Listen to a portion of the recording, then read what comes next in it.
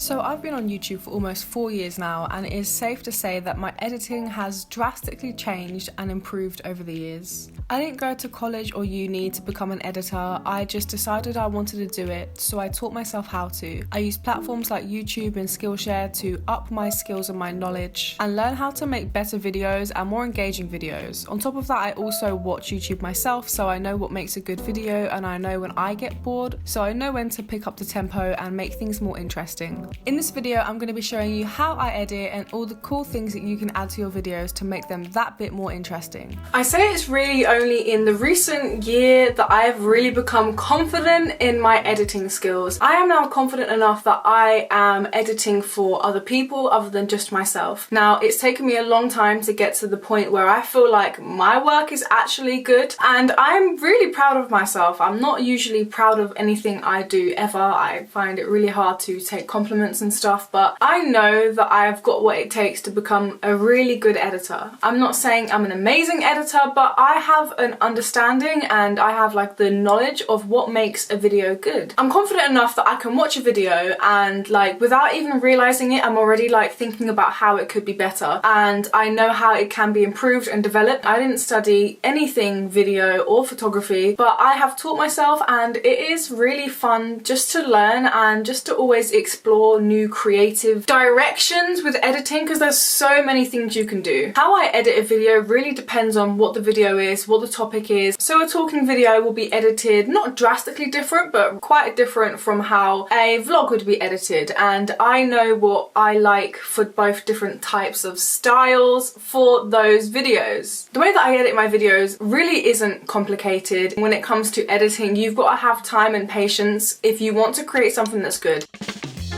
You need to keep people engaged all the time. So a talking video like this.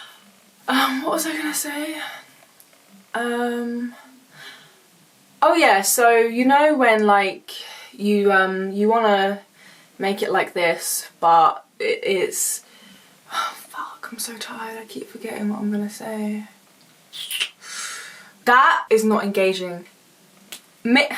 A good video, you can make In order for your editing process to be as smooth as possible, it's really important that you actually make the effort to repeat your lines when you're filming if you do mess up. This will just make your life so much easier in the editing process because your sentences sound more cohesive and put together. So you can take a boring video and make it good by chopping it up, adding different zooms, adding different crops, different effects, different audio. The amount of times I have filmed a video, edited it, watched it back, and I just haven't uploaded it because like my energy was off. You've got to make sure your video is engaging, and if you're bored watching it, everyone else is going to be bored too. You need to make sure that you're switching up the tempo, I'd say every like 15 seconds, because people are so easily distracted. People's attention span is very short nowadays, and that is because of the internet. So it needs to be quick, it needs to be snappy. However, of course, there are some videos where you do need to take your time. I like jump cuts. A jump cut is this. Yeah, you're moving around and then you see that like their movements have changed. It can be annoying if it's like every second, but then other times it just works, and I don't think that people mind so much.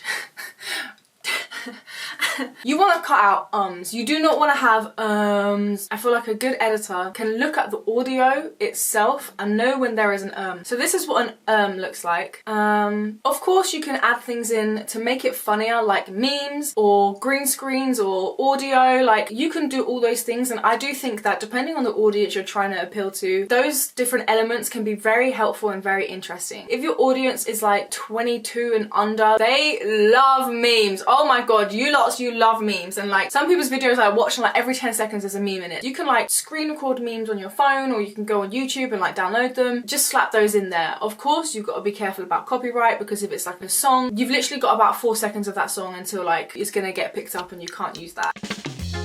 So I use Final Cut Pro. This is a great software. You can download a free trial if you want to try it out. I think you've got like 2 weeks of a free trial if you want to try it out, and it is really good. I used to use iMovie, but then when I discovered how much better Final Cut Pro was, you have a lot more freedom. There's so many more things that you can create on Final Cut Pro compared to iMovie. However, iMovie is great, and if you want to see an iMovie video, let me know. I'll give you one of those. I'm not a Final Cut Pro at all, but I know what works and I know what I like using, and I know some shortcuts for it.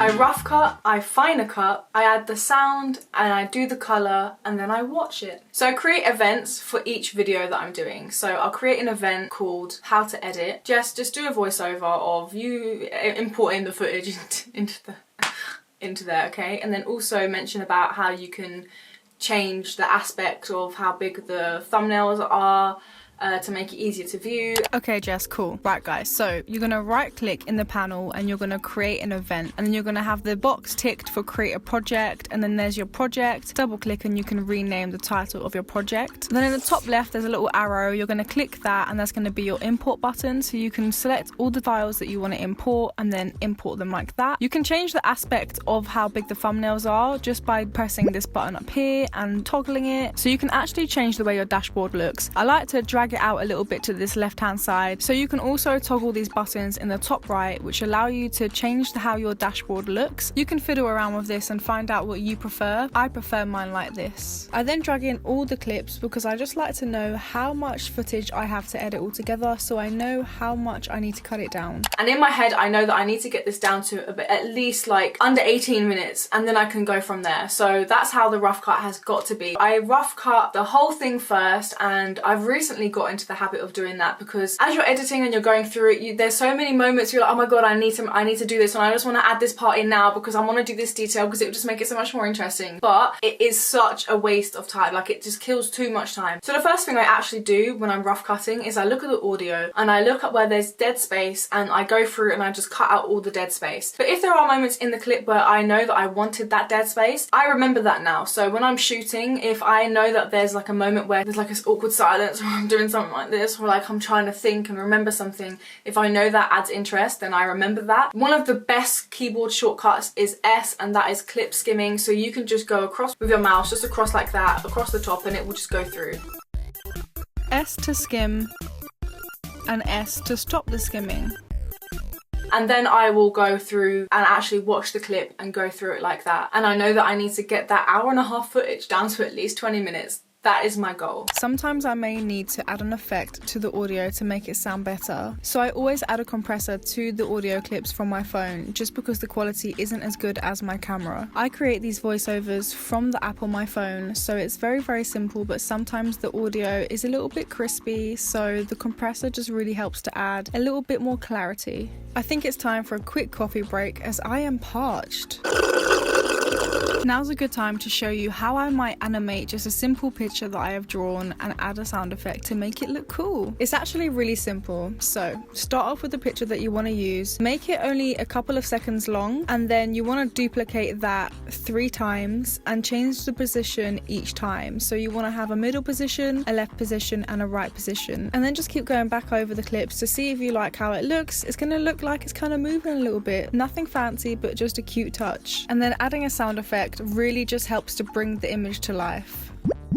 That was a great effect if you want to talk about the fact that if you buy around 3 iced caramel lattes a month, you'd actually be paying more than you would for an annual subscription to Skillshare, which is less than $10 a month. I feel like that was a great way to integrate the fact that Skillshare is the sponsor for this video. Skillshare is an online learning community that offers membership with meaning. There's so much to explore, so many projects that can be created, and what's even better is that you have the support of the Skillshare creative community. Skillshare empowers you to accomplish real growth. Skillshare offers classes designed for real life, so you can move your creative journey forward without putting your life on hold. You can learn and grow with short classes that will fit your busy routine. You can literally learn about anything, from drawing a self-discovery to discovering your creative voice. You can even take classes that help you become a better YouTuber. So the class that I have just finished is 𝘎𝙀𝘾𝙊𝙉𝙉𝙍 class. I have been following 𝘎𝙬 for so long now, so when I found out she had a Skillshare class, I was on it like a car bonnet, mate. I have actually learned so much. The main thing that I've taken away from it is that I am able to have more than one niche, and this is something that I have been really like struggling with, is like the whole putting myself in the box. And like people say, You've got to have one niche that drives your channel. And I just have so many interests. If you're a subscriber of mine or you're new to the channel, you can see that I post different types of videos. The main thing that I have taken away is like I'm allowed to have more than one niche. Sorrel recommends that we choose 3 topics that we're really passionate about. It honestly feels so good to have that clarity that I can grow an authentic, successful channel by having more than one niche. And she has made me feel a lot more confident in myself with that. She is amazing. And also she's funny and wonderful, so support her. I genuinely recommend that you guys check out Skillshare, especially if you're like me and you're a uni dropout and you don't know what to do with your life, but you still want to learn, you still want to explore your creativity, then Skillshare is honestly the place for you. First 500 people to click the link in the description get 2 months free premium membership, baby. Onto the finer cut of the video. This is where I add in all the details, the text, the memes, the green screens, the crops, the frame within a frame. This is where we get creative and this is where the magic really happens. The rough cut, that could still be a video that is, you know, kind of okay to watch, but it's when it comes down to all of these finer things, such as this.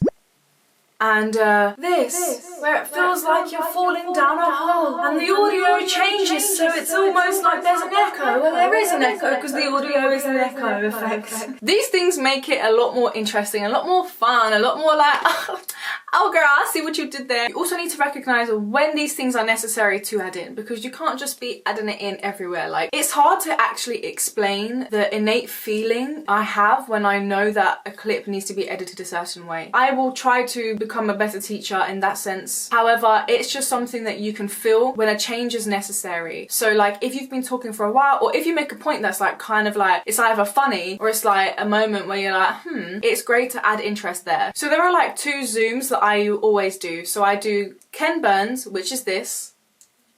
So to do a crop, we're just going to select this little crop tool, which is on the middle left. And then we can either crop in, which just brings the frame in just like this, or we can choose to do the 𝘾𝙃𝘼𝘏 option, which is the slow zoom in. And then we can do the transform keyframing, which is where we zoom out of the actual frame itself. And then what we can also do is we can add a custom generator behind that.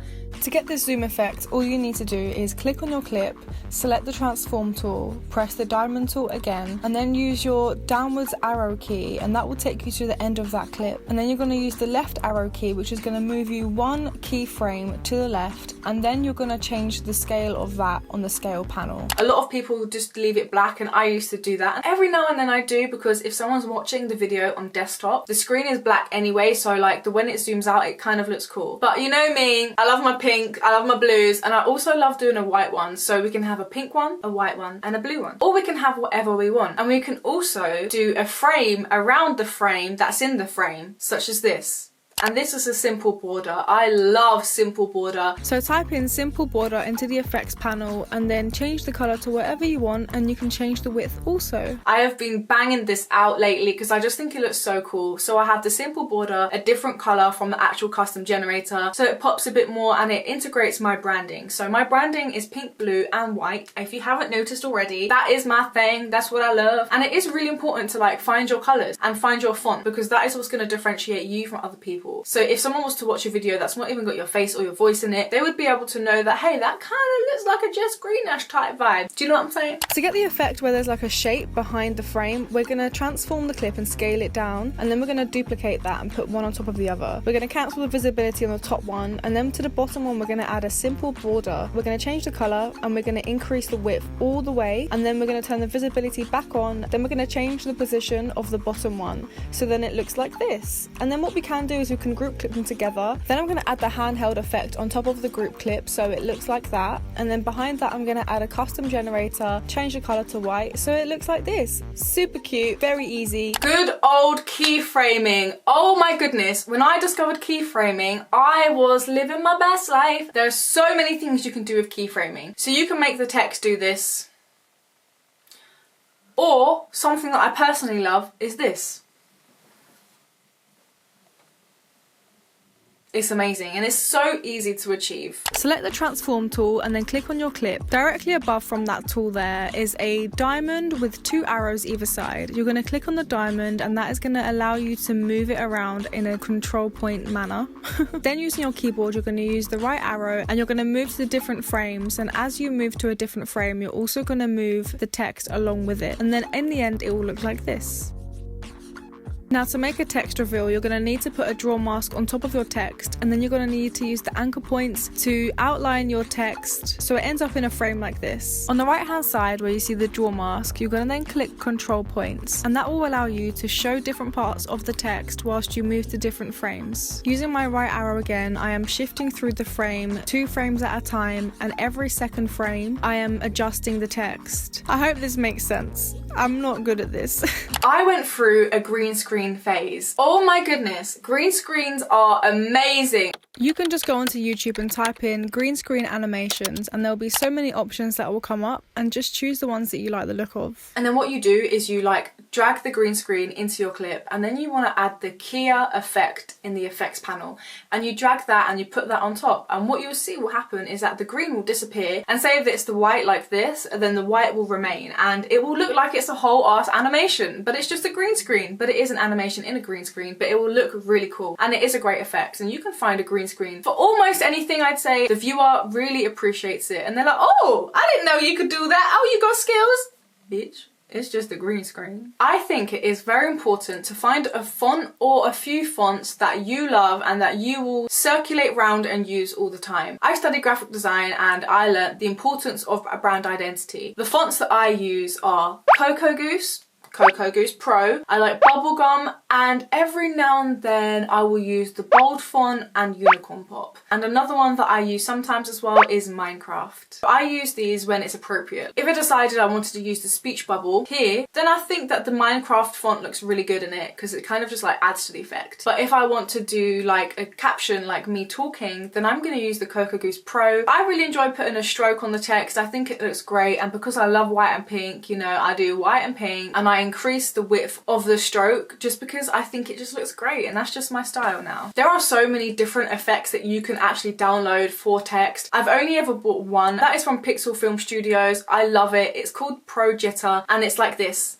And it adds a lot more interest. However, I don't use the wobbly text all the time, but I use it for moments like transitions. If I'm doing like a 5-second transition slide, it adds a bit of pizzazz and a bit of, oh, that's cool. How'd you do that? There are so many keyboard shortcuts that you can utilize and use and abuse. Trust me, these shortcuts are going to make your editing process so much easier. So these are the shortcuts that I always use, okay? We've got A is basically the selector tool. So if you ever press like a button and it's like, oh, what's just happened? Just press A. You should be fine. To cut a clip, you can use Command B, and that will slice the clip right where you want it to slice. Now, when you're editing, there might be a moment where you kind of just want that clip just to like shut up for a second, but you don't want to delete it, so you can click on the clip and press V, and that will basically just take the visibility off so you can't see it, you can't hear it, and it really does help a lot, especially if you are adding like effects or like green screens on top, but you just want to see what it would look like without it for a moment. Just press V and it will just like cancel the visibility, but it won't delete it. Lifesaver. The next two that I always use are S and N.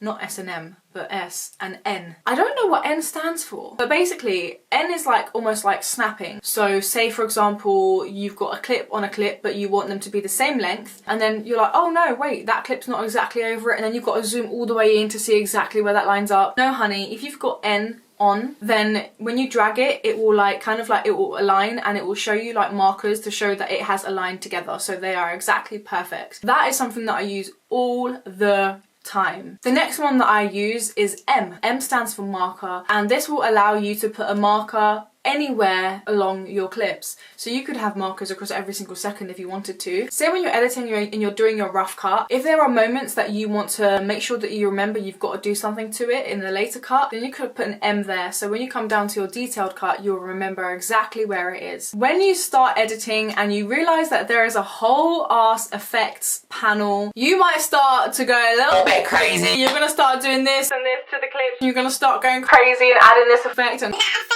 Effects are great, but what's even better is to know when it's appropriate to use them. I love effects, and I've definitely now honed in on the effects that I love to use. So I love to use the underwater effect. I won't so much do it to the clip of myself, but I have this picture of these dashes that I created on Photoshop, and I love to make them move. So the great thing about these effects is they can be applied to anything. They can be applied to the video, to a picture, to text, and it just makes it so much more fun and just like cool, you know? I love it. The next one that I love using is handheld. Handheld makes the shot look like the camera's being handheld.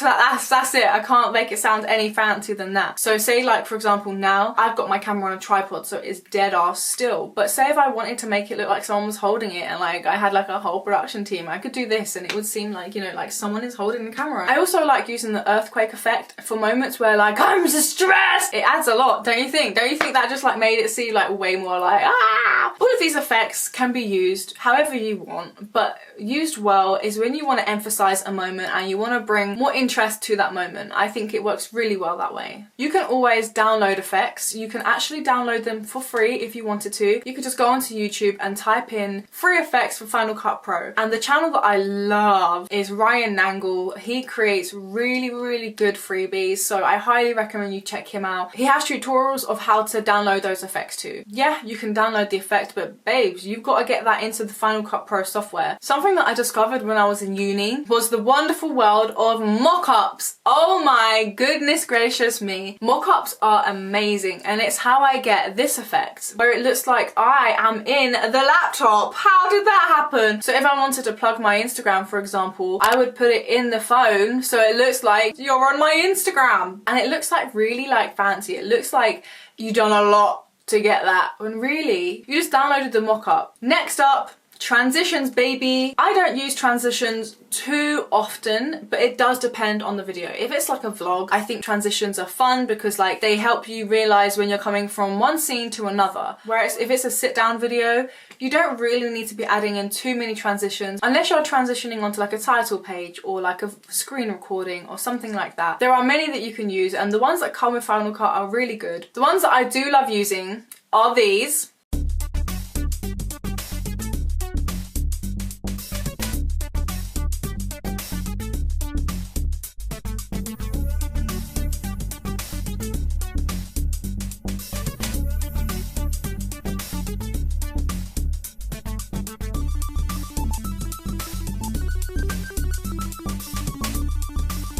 And I get them all on YouTube. And when necessary, sometimes I will even add like an audio that I feel like matches that transition. Like this, for example. I love this. I love these two together. The audio and the visual match together and it creates something beautiful. Color grading is amazing, and it can really add more to your video. It can add a lot of aesthetically pleasing vibes, you know? Lately, I haven't actually been color grading my videos too much at all. If anything, just because I have found what I like. I like this, like my whole setup now, like I either film here, which is in my grandma's room. She's got the nicest room in the house, over in my room. And if we're shooting in my room, I will probably add some color grade. But in here, the most I will do is just bring up the shadows a little bit and possibly bring down the highlights a tiny bit and maybe add a tiny tinge of pink. Not that there needs to be any more pink or anything. Without a doubt, I will always color grade my vlogs, especially the travel vlogs that I've been doing lately. Oh my goodness, I love color grading them. It really helps the colors pop. I love cinematography. I love all of that stuff. And as I'm trying to like develop in my editing career, I am trying to learn more about color grading. It's amazing the things you can do. If you've got a clip that's like really dark and dull, you can really liven it up and brighten it up. You can add shadows, you can add midtones, you can add different colors. Like you can go crazy with it, honestly. You could do this and you could do this, but you could also just do like something really subtle like this, you know? Here is the before color grading, here is the after color grading. And how I've also done this split screen right here is very simple. So I've just duplicated this bottom clip and I've put it on top. So then you've got two clips. So the top clip I have simply just trimmed it in half, so then you can see that half and that half. But then I want those two clips to be one just because it's annoying to look at. So I select them both and I press Shift G, and that creates a compound clip. A compound clip is a clip that has many a clip inside it. So say if you wanted to select a bunch of clips, but you wanted them all to be one because you've chopped it up so much and it's like driving you insane the way it looks, select them all, create a compound clip. But if you want to go back into the clip and like cut out certain little things, or because you've already chopped it all up inside that clip, you can't be bothered to chop up the compound clip as well, just double click on the compound clip and then all your clips are there. Chop and change what you want, but do be wary that if you do go into the compound clip and take things out, when you come out of the compound clip, there will be like a black screen at the end for those few seconds that you've chopped out. All you've got to do, chop that off, get rid of it, delete it. Doesn't matter. The best tip that I can give you when it comes to colour grading is utilize adjustment layers. Download an adjustment layer. Ryan Nangle, babes, you've got it all. He's got it all on there. Honestly, 10 out of 10 recommend that guy. Download the adjustment layer from him. You've got to then input that into your final cut and it will pop up in your titles panel and it will literally say adjustment layer like this here. And what you do is you drag that on top of your footage and just like drag it across. Say if you're like filming a vlog or whatever video, or if you've got like a video like this but you've got like different scenes but the lighting is different and like, oh, like the temperature, the balance is like weird. So you can actually just like have multiple adjustment layers on different parts of your video if you want different effects on different parts of the video. You can then apply all your colour effects to that adjustment layer. I know. What a bloody lifesaver. That was a game changer and I hope it changes your game too, baby. I'm going to show you how to make an effects preset. So you adjust your colours, do whatever you like. You can adjust the crop, anything like that, and then press a save effects preset. You can change the name to something more memorable, so if you have different colours for different videos or whatnot, it will save all of those. So it will save the colour, the crop, the transform, everything. Then in your effects panel, if you actually type in the name of what it was and then you can just drag it on, bam, there is your preset, baby. I cannot stress to you enough the importance of audio. Music makes you feel things, guys. It makes you feel different emotions all the time. If you're sad and you want to be happy, you might listen to a happy song. When you hear different genres of music, it will make you feel something different. If you go into a spa and they're playing rap, if you go into a spa and they're playing like some heavy metal, some like loud, super bassy music, you're gonna not feel so relaxed. But when you go into the spa and they're playing really calming classical music, you feel like you can really unwind. Now that is a great example, Jess. Pat on the back for that. It's the same for your videos. If you want your viewer to feel a different emotion for a different part of your video, you then need to put that music that is necessary and applies to that clip. I get all my music from Epidemic Sound. I pay a monthly subscription to them and I can get all of my music copyright free. I don't have to worry about anything. They also have a massive library of sound effects. That's what I love the most, really, is the sound effects. I can get basically any sound effect I want and it's all an Epidemic Sound. Say if like I'm talking about a really sad story, I'm not gonna want to put like some super happy music over it just because like I want you to feel the emotion with me. So recently I've been actually adding quite a few different songs into my videos for different moments. So I might even put a song on for 10 seconds for that moment and then put a different song on for the next one. Like if I want to do like a transition without doing a visual transition, you can do an audio transition. So towards the last 3 seconds of one clip, you can put your song there and then that will alert the viewer that something is changing. Simple things like that. Really doesn't need to be a big deal. Just little effects like that that really make a difference. I really hope this video was interesting for you guys. I hope it was helpful. I hope you got something out of it. I really do. Like I'm so happy where I'm at creatively with my editing. I feel like I have come really far. If you have any editing tips yourself that you'd like to leave our community down below, please let them know. And speaking of community, the first 500 of you guys to click the link in my description will get 2 months free premium membership of Skillshare. I highly recommend you guys take advantage of that because there's so many things you can learn. There are so many classes that you can take to learn how to edit. I hope you guys have a wonderful day and a wonderful life, and I'm going to see you back here very soon. Much love. Peace.